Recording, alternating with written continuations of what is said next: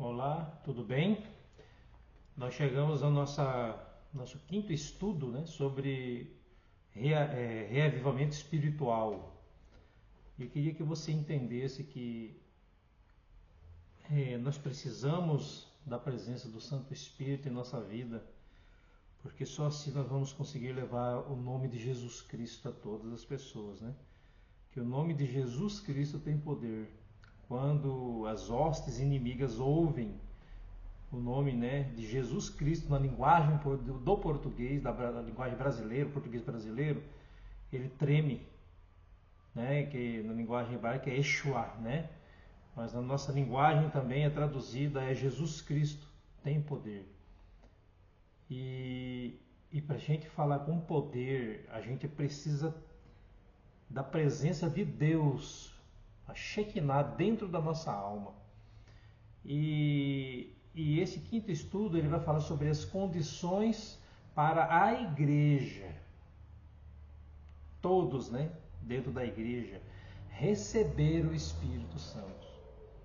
Então nós temos algumas passagens bíblicas e eu quero que vocês estudem, levem a sério esse estudo, porque esse estudo é muito importante, principalmente todos eles, né, mas esse aqui vai te mostrar qual é a condição que você tem para receber a presença de Deus na vida de você. Deus não é uma coisa que a gente compra, que a gente conquista por nossos esforços.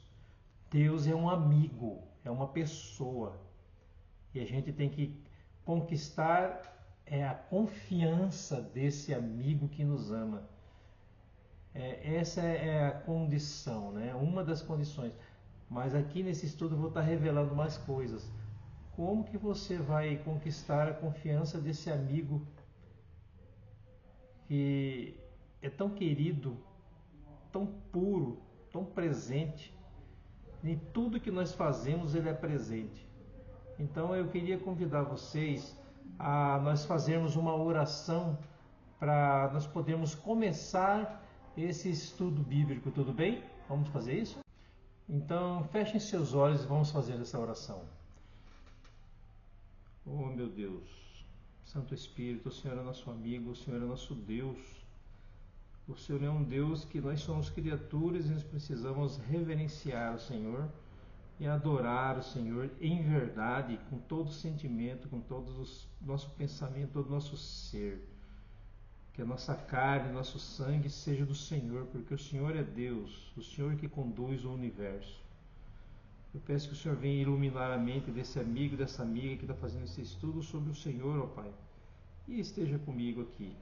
Ilumine-me a minha mente para poder falar de acordo com a tua santa vontade. Eu oro agradecido ao Senhor em nome de Jesus Cristo. Amém. Então vamos lá, né? Vamos começar esse estudo. Primeiro você vai abrir a sua Bíblia em João 15, 26.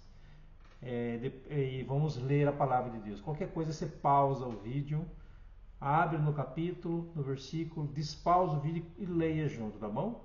Esse vai ter tempo, porque ele está gravado aí nesse canal, né? E já de antemão eu peço para você curtir esse vídeo, porque isso é importante, não para mim, é para o YouTube entender que esse vídeo está sendo bom e vai mandar para outras pessoas verem também. Você vai estar pregando o Evangelho. Copie o link, né, e compartilhe com as pessoas para saber ter esse conhecimento, tá bom? Então vamos lá, João 15, versículo 26 diz assim: Mas quando vier o Consolador, que é da parte do Pai, que vos eis enviar aquele Espírito de verdade que procede do Pai, ele testificará de mim. João 15, 26. João 14, 23 diz assim: Jesus respondeu e disse-lhe: Se alguém me ama, guardará a minha palavra, e meu Pai, e eu e meu Pai o amará, e viveremos para ele, e faremos o quê? Nele morada. Interessante, né? Deus vai fazer morada dentro de mim. Num dia, no início do século 21, século 20, né? Desculpem. Ao entardecer, Eduardo VII da Inglaterra estava caminhando no campo com a rainha, quando ela torceu o pé e machucou seriamente o tornozelo. Sentindo muita dor, ela ficou mancando com bastante dificuldade. Apoiada no ombro do esposo do rei, né, já estava escuro quando chegaram a uma cabana. E o rei bateu a porta. Aí lá de dentro perguntou: quem é? Aí uma voz de homem, né, lá de dentro. Aí o rei falou: é Eduardo, seu rei, respondeu o monarca. Para de brincadeira, gritou zangado o morador, né, acrescentando: vá embora, deixe-me dormir. O rei continuou batendo. Finalmente o homem zangado exigiu: quem está aí, o que deseja?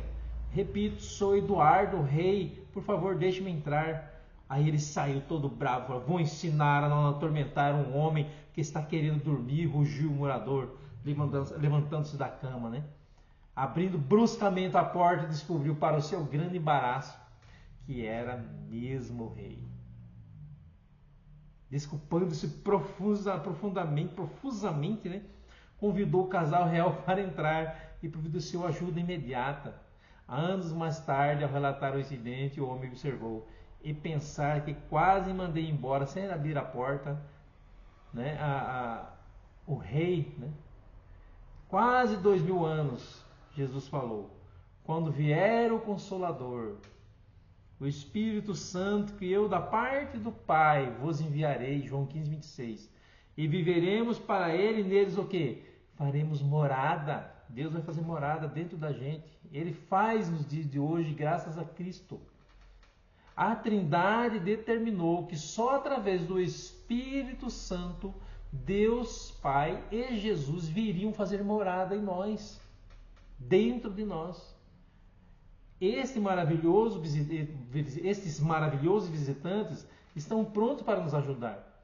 O Espírito Santo bate continuamente à porta de nosso coração, para que nós possamos conviver com eles.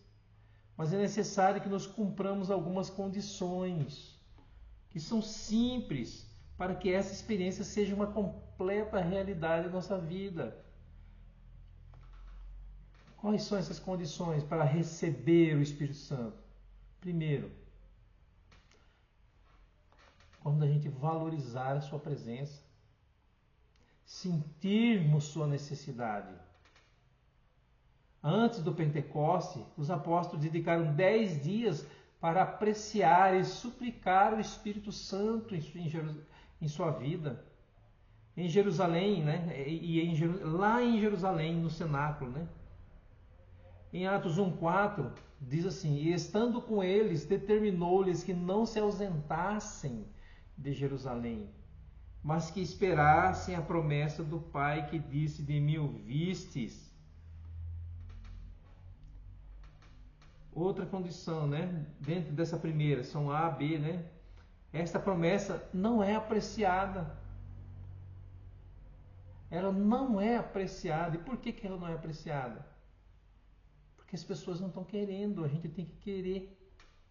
Olha só o que diz no Atos dos Apóstolos, página 50, primeiro parágrafo, diz assim: se o cumprimento da promessa não é visto como poderia ser, é porque a promessa não é apreciada como deveria ser. Se todos estivessem dispostos, todos seriam cheios do Espírito Santo. Onde quer que a necessidade do Espírito Santo seja um assunto de que pouco se pense, ali se verá sequidão espiritual, escuridão espiritual e espirituais declínio e morte. Olha só o que está escrito nesse livro de Ellen G. White, né? C. Porque não sentir fome do Espírito Santo? Olha só o que diz também agora no parágrafo 2 do mesmo livro, Atos dos Apóstolos, página 50. Uma vez que esse é o meio pelo qual havemos de receber poder, por que não sentimos fome e sede do dom do Espírito? Por que não falamos sobre ele, não oramos por ele e não pregamos a seu respeito? O Senhor está mais disposto a dar o Espírito Santo àqueles que o servem do que os pais a dar boas dádivas aos seus filhos. Que maravilha esse texto. Segundo, quando nos livrarmos de nossos pecados. Provérbios 28, 13. O que encobre as suas transgressões nunca prosperará, mas o que as confessa e deixa alcançará o quê? Misericórdia. Não adianta você querer pecar consciente e querer o Espírito na vida. Quando você tiver com um querer, fala assim, eu quero o Senhor na minha vida. Ele vai vir sobre você. Se não querer, se escolher não pecar. Se escolher, falar, eu morro, mas eu não pego contra o Senhor. Vai ser difícil, mas Deus vai te ajudar. Ele vem sobre você. A presença da Shekinah, a presença de Deus vem dentro de você. Salmo 66, 18 diz, se eu atender à iniquidade no meu coração, o Senhor não me ouvirá. O coração deve ser esvaziado de toda mancha de pecado. Ter nojo do pecado. Ter prazer em Deus. Testemunho para Ministros, página 507, diz o seguinte, cada indivíduo deve estar cônscio da sua própria necessidade. Deve o coração ser esvaziado de toda mancha, purificada para a habitação do Espírito. Foi pela confissão e pelo abandono do pecado, por meio de fervorosa oração e da entrega pessoal a Deus, que os discípulos se prepararam para o derramamento do Espírito Santo no dia do Pentecostes. O mesmo trabalho, apenas em grau mais elevado, deve ser feito agora. Testemunho para Ministros, página 507. Terceira condição. Quando abandonarmos toda indolência e preguiça. Mateus 20, versículo 1 diz, porque o reino, 21 em diante diz assim, porque o reino dos céus é semelhante a um homem, um homem pai de família, né? Que saiu de madrugada a salariar trabalhadores para sua vinha. E ajustando com os trabalhadores a um dinheiro por dia, mandou-os para sua vinha. Versículo 3. E saindo perto da hora terceira, viu outros que estavam ociosos na praça. Versículo 4. E disse-lhes, ide vós também para a vinha, e dar-vos-ei o que for justo. E eles foram. Versículo 5. Saindo outra vez perto da hora sexta e nona, fez o mesmo. Interessante, né? A indolência e preguiça devem ser afastadas da igreja. Quando a ignominia da indolência e preguiça tiver sido afastada da igreja, o Espírito do Senhor se manifestará graciosamente. Revelar-se-á o poder divino. A igreja será a providencial operação do Senhor dos Exércitos. A terra será iluminada com a glória do Senhor. Testemunho Celeste, volume 3, página 308, segundo parágrafo. Seu nome está registrado no livro de Deus? Herald, né, que é mensageiro, revista O Mensageiro, de 23/8/1892, diz o seguinte: ninguém será registrado no livro do céu como cristão, se não tiver um espírito missionário.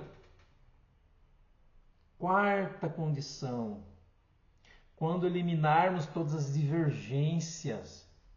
Romanos 12, versículo 9, diz assim: o amor seja não fingido, aborrecei o mal e apegai-vos ao bem.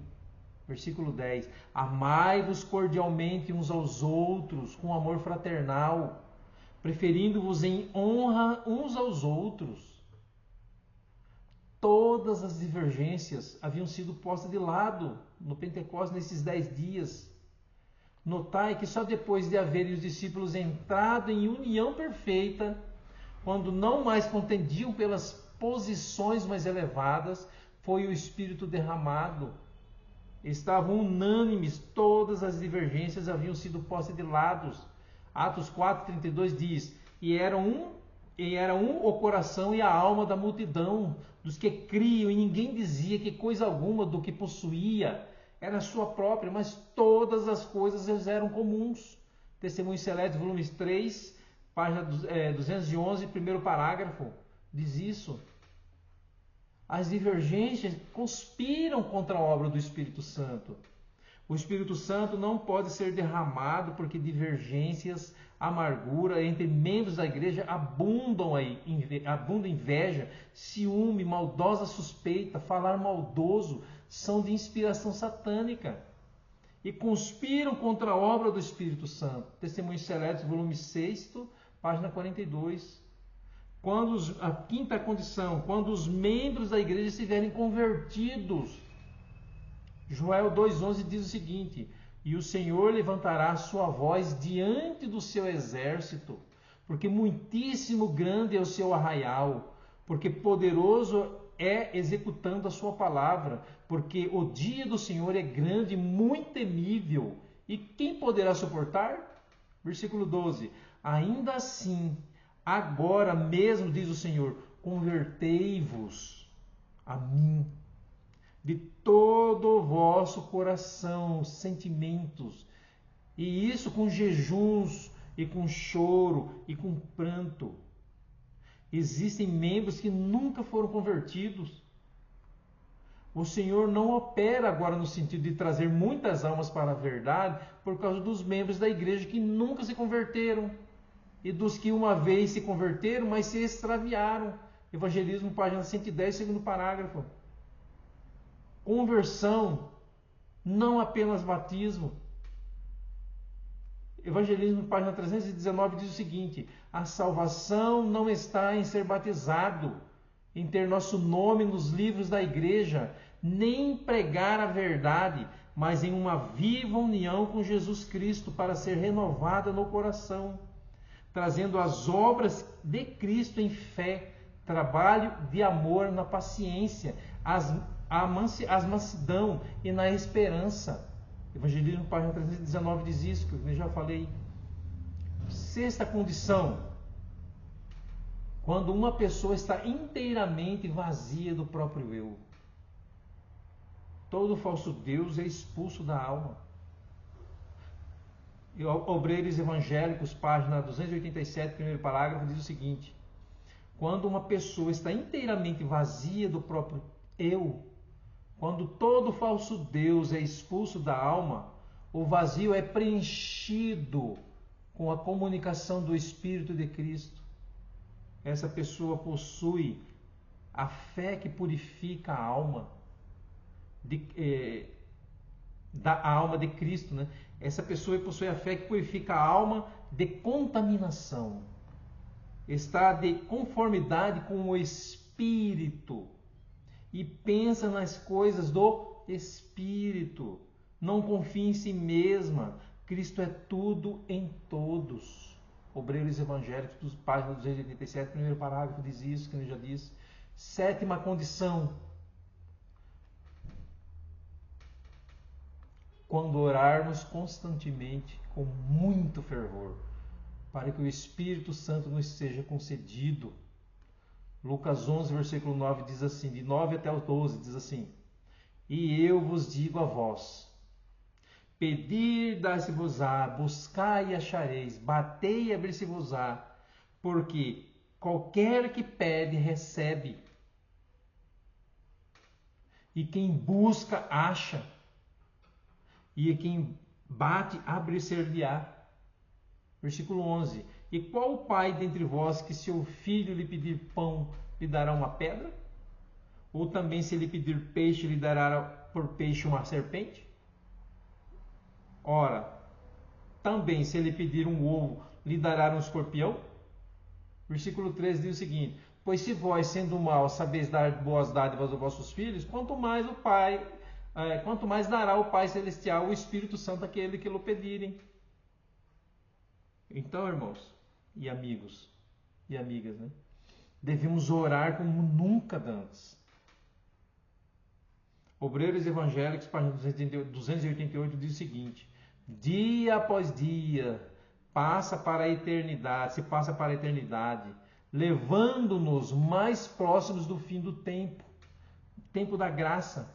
Devemos, como nunca antes, orar para o Espírito Santo ser mais abundantemente concedido. Buscai, orai por ele. Olha só o que diz essa compilação, diz assim: mas é o privilégio da igreja tê-lo agora mesmo, ao Espírito Santo, buscá-lo, orar por ele, crer nele, devemos tê-lo, e o céu está aguardando concedê-lo. Isso está escrito no O Mensageiro, né? Revista de março, de 19 de março de 1895. Oitava condição. Quando houver inteira submissão ao Espírito Santo. Não entregam sua vida para ser guiados. Quando for assim, quando houver inteira submissão ao Espírito Santo, aí sim. Mas as pessoas não querem. Querem guiar a vida delas, não deixar que Deus guie. O Desejar das Nações, página 682, diz o seguinte: muitos há que creem e professam reclamar a promessa do Senhor. Falam acerca de Cristo e acerca do Espírito Santo e, todavia, não recebem benefício, não entregam a alma para ser guiado e regida pelas forças divinas. Há muitos que não se submeterão a isto. Como todas as outras preciosas promessas, quem tem nosso bondoso Deus, esta promessa no seu Santo Espírito, é dada sob condições as quais temos estudado nesse momento. Mas ainda não podemos alcançar essas condições sozinhos. Deus está disposto a nos ajudar. Filipenses 2,13 diz o seguinte: porque Deus é o que opera em vós tanto o querer como o efetuar, segundo o que? A sua boa vontade. Em nossos dias, esta promessa já pode ser uma completa realidade. Com sua ajuda, cumpriremos essas condições divinas. O Espírito Santo, de novo, está à porta do nosso coração. Ele está batendo suavemente, desejando tomar posse de nossa vida. Ele pede entrada, anseia entrar e conviver com você. Do mesmo modo como deseja que você comungue com Ele e aprenda a conhecê-lo melhor. Hoje, nesse exato momento, Ele fala a você. Qual será a sua resposta? Qual será a sua resposta? Se entregue. Confesse seus pecados a Deus. Aceite ser submisso ao Espírito Santo. Engula o seu egoísmo ou peça para Deus tirar esse egoísmo, esse ego, essa prepotência que não pertence ao Senhor. A arrogância, a brabeza. Confie no Espírito do Senhor e Ele vai mudar a sua vida. Deus abençoe você. Vamos orar? Santo Espírito, esteja com esse amigo, com essa amiga, com esse irmão que está fazendo esse estudo. Ajude o Pai a se entregar totalmente ao Senhor e ter o Senhor dentro dele. Obrigado por ter nos ajudado. Continue conosco em nossas vidas, em nome de Jesus Cristo. Amém. Obrigado por ter continuado esse estudo, né? É um estudo muito poderoso que fala da presença de Deus, né? As condições para receber o Espírito Santo, e que você procure ter ele na sua vida. João 4,24 diz: Deus é Espírito, e importa que os seus adoradores o adorem em espírito e em verdade. E no versículo 23 fala que é esses tais que o Pai procura, os que o adorem em espírito e em verdade. Fique com Deus, que Deus abençoe a sua jornada.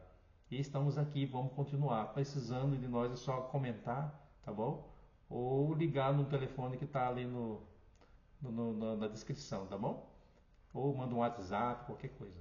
Fique com Deus e até o próximo estudo. Tchau!